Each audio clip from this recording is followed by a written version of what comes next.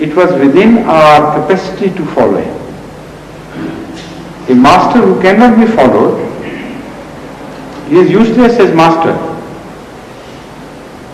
Whatever he did, being a human being, he was a model for us, and every human being could follow that model.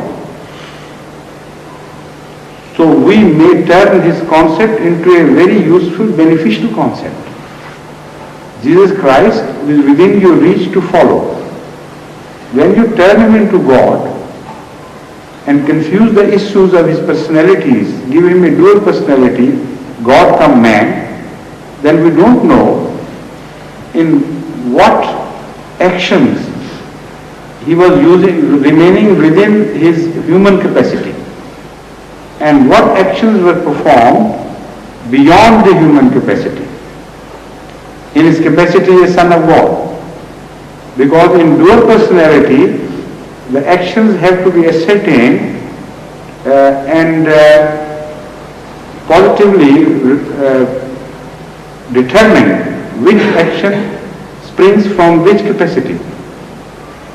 So as there is no way of finding out, there is no way of finding out which we can follow and which we cannot. For instance, he is walking on the river or walking in the air or performing all the miracles. If they were not acts of man, then we have no interest. Let him do what the difference does it make? If they were acts of man, then we should know and we should try to follow them. But they have never been followed later on. So either they were just stories or they were not acts to be followed. But anyway, that is another issue. I'm leaving that. You shouldn't enter at this stage.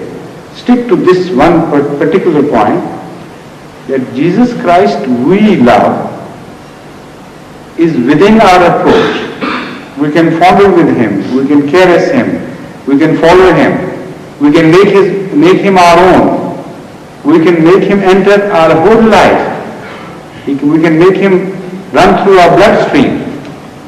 This is the love. And your Jesus Christ is such a doubtful figure, as part of it is God and part of it is human being, and you don't know which action belongs to which part, which capacity. So you have entirely confused the issue.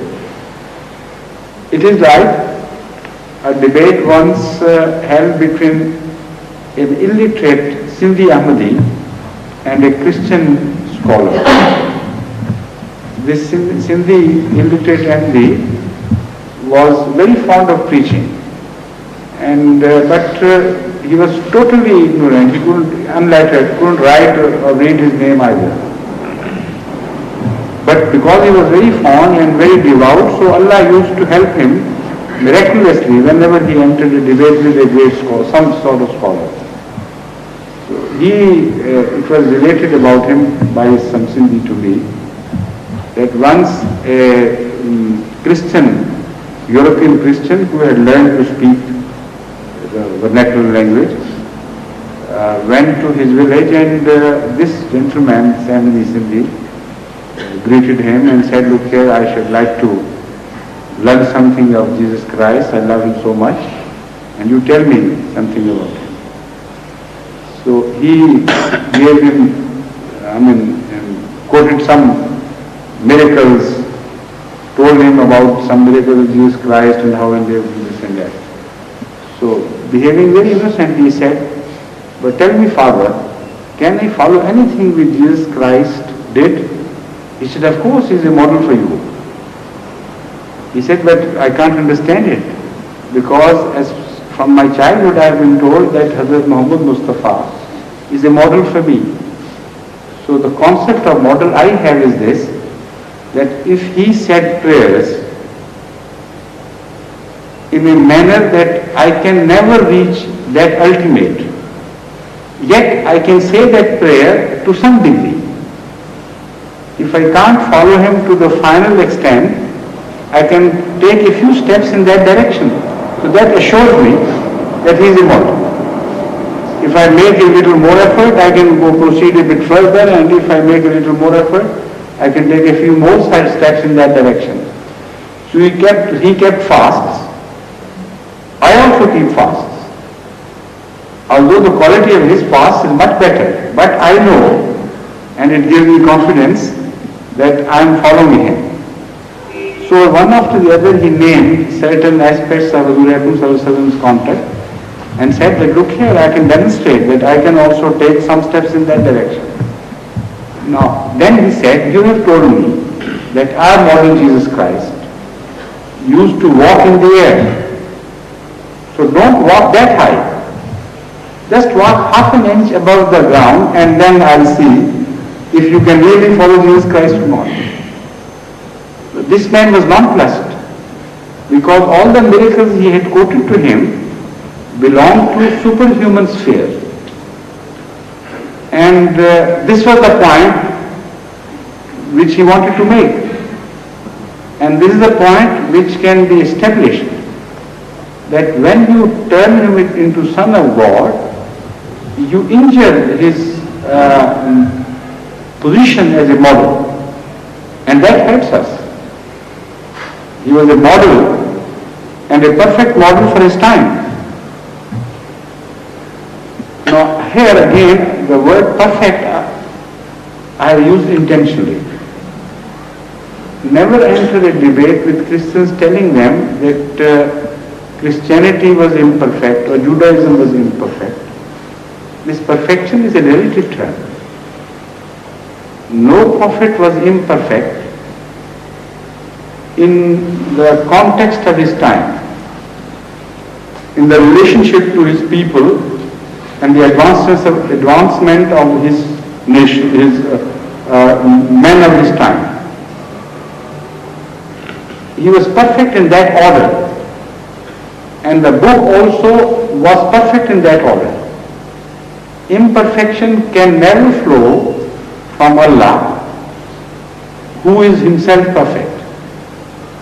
Only the difference is that he is perfect absolutely, and those things who are finite, they cannot reach absolute perfection.